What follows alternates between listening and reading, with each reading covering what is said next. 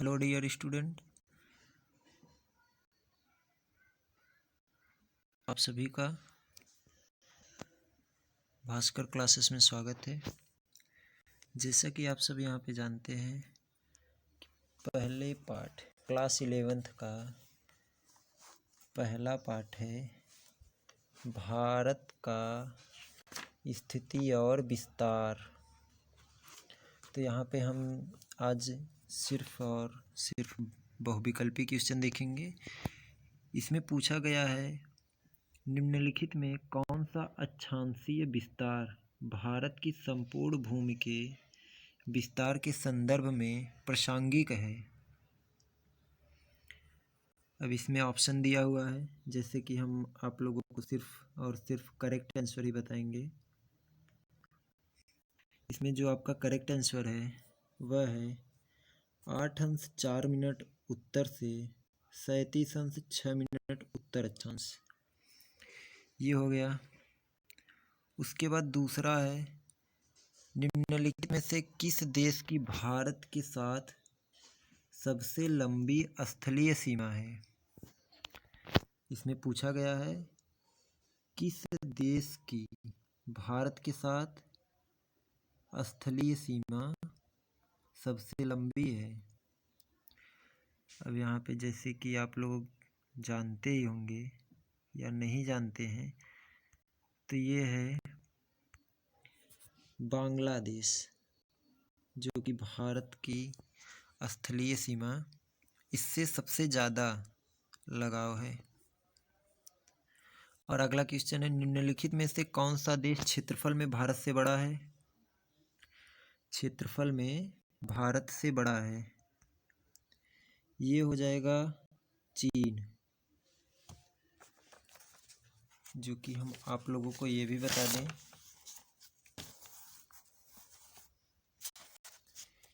चीन की जो क्षेत्रफल है वह है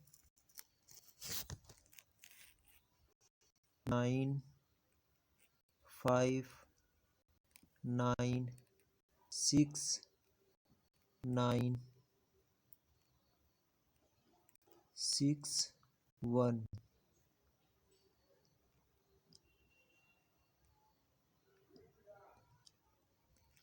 यहाँ पे 95,96,961 वर्ग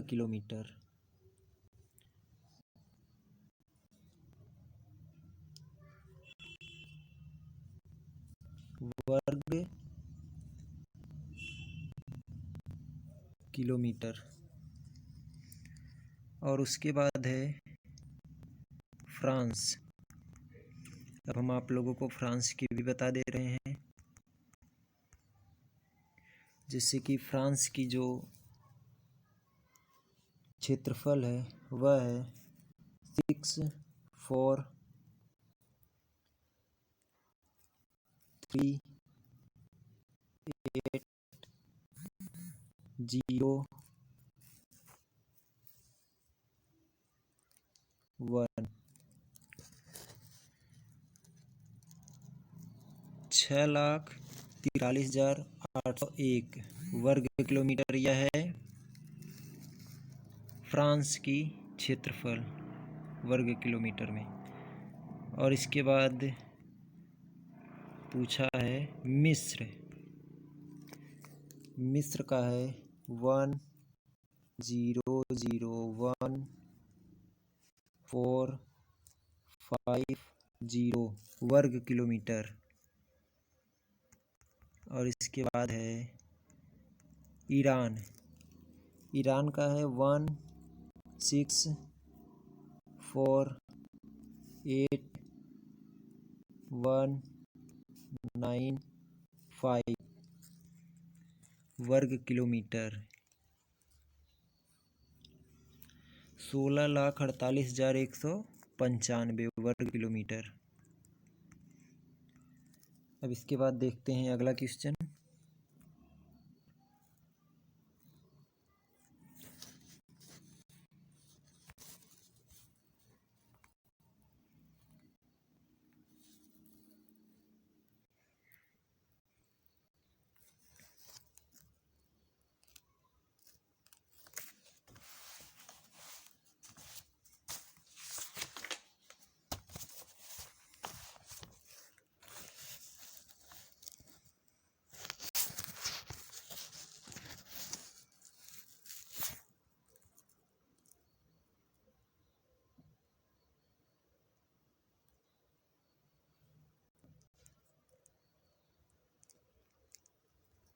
अगला क्वेश्चन है, निम्नलिखित याम्योत्तर में से कौन सा भारत का मानक याम्योत्तर है?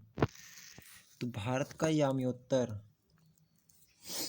इसमें पूछा गया है कि भारत का याम्योत्तर मतलब जो भारत का समय निर्धारण तिथि रेखा है, जो भारत की तिथि रेखा है वह कौन सा है? तो हम बता दे रहे हैं आपको, इसमें है 82 अंश 30 मिनट पूर्व, जो यह है। उसके बाद अगला क्वेश्चन है,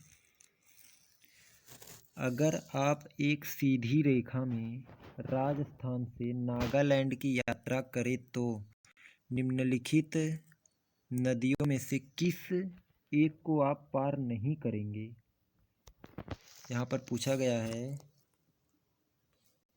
कि आप राजस्थान से नागालैंड एक सीधे अगर आप यात्रा करते हैं तो वह कौन सी नदी है जिसे हम पार नहीं कर सकते? तो वह है सिंधु नदी। कौन सी नदी है? सिंधु नदी, जिसे हम पार नहीं कर सकते।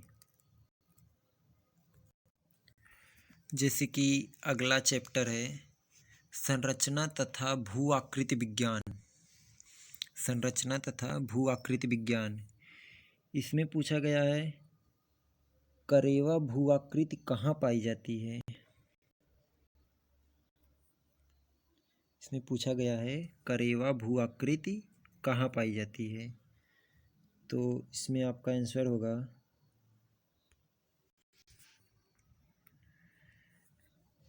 इसमें दिया है, पहला ऑप्शन है उत्तर पूर्वी हिमालय, पूर्वी हिमालय। अगला है हिमाचल उत्तराखंड हिमालय, और लास्ट है कश्मीर हिमालय। तो इसमें हो जाएगा आपका ये कश्मीर हिमालय, ये इसमें सही होगा। और उसके बाद अगला क्वेश्चन है, निम्नलिखित में किस राज्य में लोकताक झील स्थित है? लोकताक झील स्थित है, वह हो जाएगा आपका ये मणिपुर। मणिपुर में आपका ये लोक स्थित है। अब अगला क्वेश्चन है, अंडमान और निकोबार को कौन सा जल क्षेत्र अलग करता है?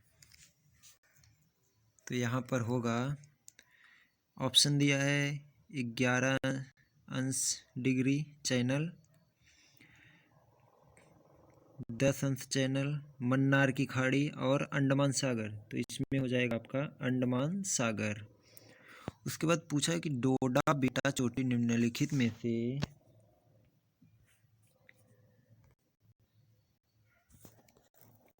डोडा बेटा चोटी निम्नलिखित में से किस पहाड़ी श्रृंखला में स्थित है?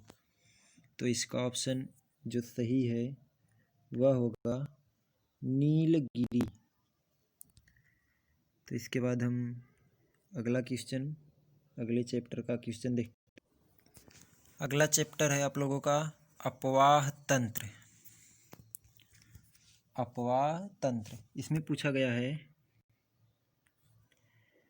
निम्नलिखित में से कौन सी नदी बंगाल का शोक के नाम से जानी जाती थी? तो इसमें आपका जो सही ऑप्शन है, करेक्ट ऑप्शन है, वह हो जाएगा दामोदर। अगला क्वेश्चन है, निम्नलिखित में से किस नदी की द्रोणी भारत में सबसे बड़ी है?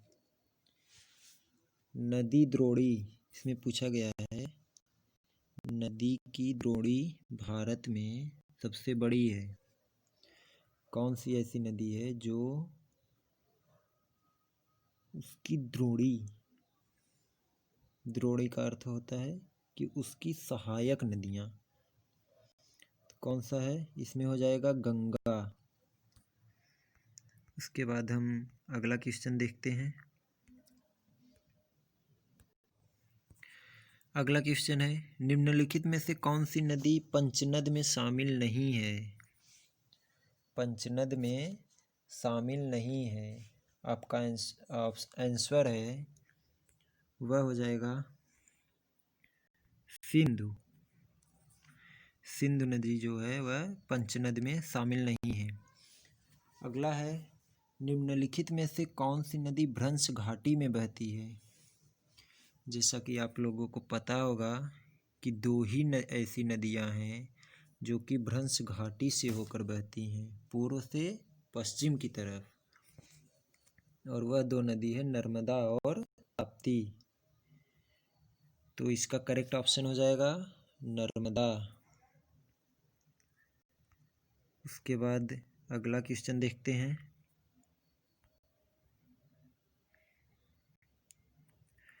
अगला क्वेश्चन है, निम्नलिखित में से कौन सा अलकनंदा व भागीरथी का संगम स्थल है?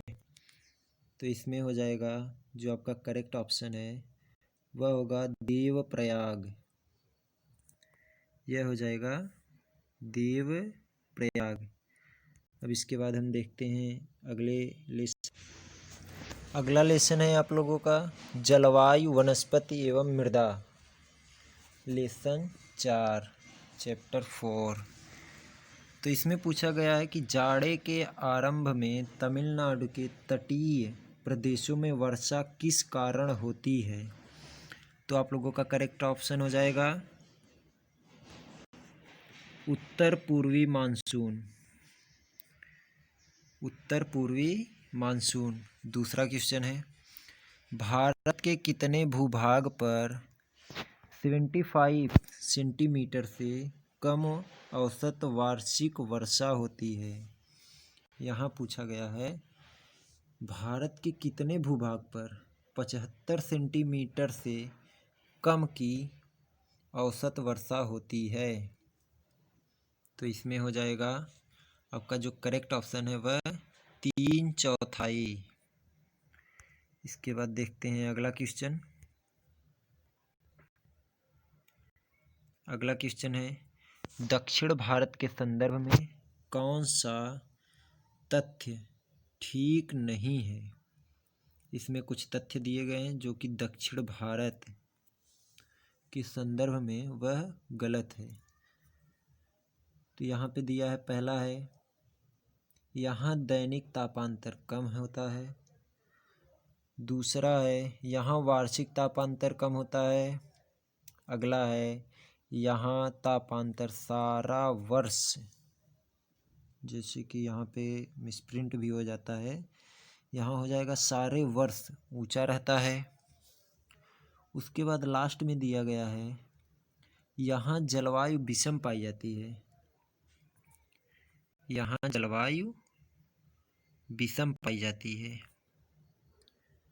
तो इसमें आप लोगों का करेक्ट ऑप्शन जो है वह है लास्ट वाला, यहाँ जलवायु विषम पाई जाती है। उसके बाद अगला क्वेश्चन है, जब सूर्य दक्षिण गोलार्ध में मकर रेखा पर सीधा चमकता है तब निम्नलिखित में से क्या होता है?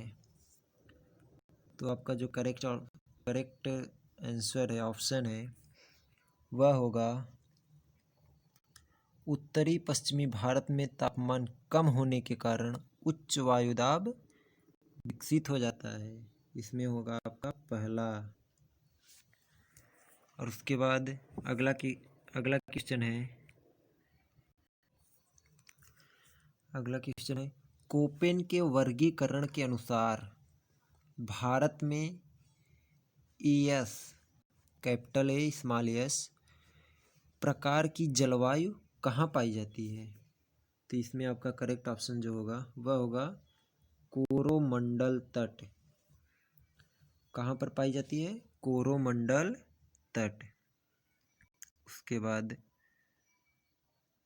अगला क्वेश्चन होगा आप लोगों का, अगला चैप्टर है आप लोगों का लेसन 5वां प्राकृतिक वनस्पति। इसमें पहला क्वेश्चन है, चंदन वन किस तरह के वन के उदाहरण है? तो यहाँ आप लोगों का हो जाएगा, जैसे कि ये करेक्ट ऑप्शन है पर्णपाती वन। उसके बाद दूसरा क्वेश्चन है, प्रोजेक्ट टाइगर निम्नलिखित में से किस उद्देश्य से शुरू किया गया? तो इसमें आप लोगों का हो जाएगा करेक्ट ऑप्शन है दूसरा वाला, बाघ को शिकार से बचाने के लिए। यह हो जाएगा करेक्ट ऑप्शन।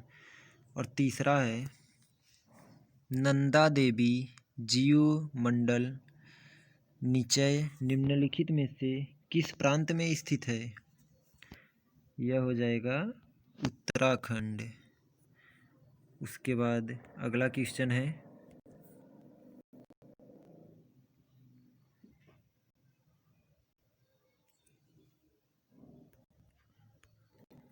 निम्नलिखित में से कितने भारत के जीवमंडल निचय यूनेस्को द्वारा मान्यता प्राप्त हैं? इसमें आपका जो है वह हो जाएगा लास्ट वाला, 4 निचय मंडल जो हैं वह यूनेस्को द्वारा मान्यता प्राप्त है। उसके बाद अगला क्वेश्चन जो होगा वह होगा वन नीति के अनुसार। इसमें पूछा गया है वन नीति के अनुसार वर्तमान में निम्नलिखित में से कितना प्रतिशत क्षेत्र वनों के अधीन होना चाहिए? वनों के अधीन होना चाहिए। तो इसमें आपका जो करेक्ट ऑप्शन है वो हम बता देते हैं 33% जो है वह वन क्षेत्रों के अधीन होना चाहिए। वन नीति के अनुसार वर्तमान में 33% क्षेत्रफल या क्षेत्र वनों के अधीन होना चाहिए। इसके बाद लेसन 6 है और आप लोगों को वह अगले वीडियो में बताऊंगा। इसके बाद जो कि पार्ट 6 का है मृदा, अगले वीडियो में आप सभी के साथ मिलते हैं। तब तक के लिए जितने लोग नए हैं इस पर वह सब्सक्राइब करें और शेयर करें।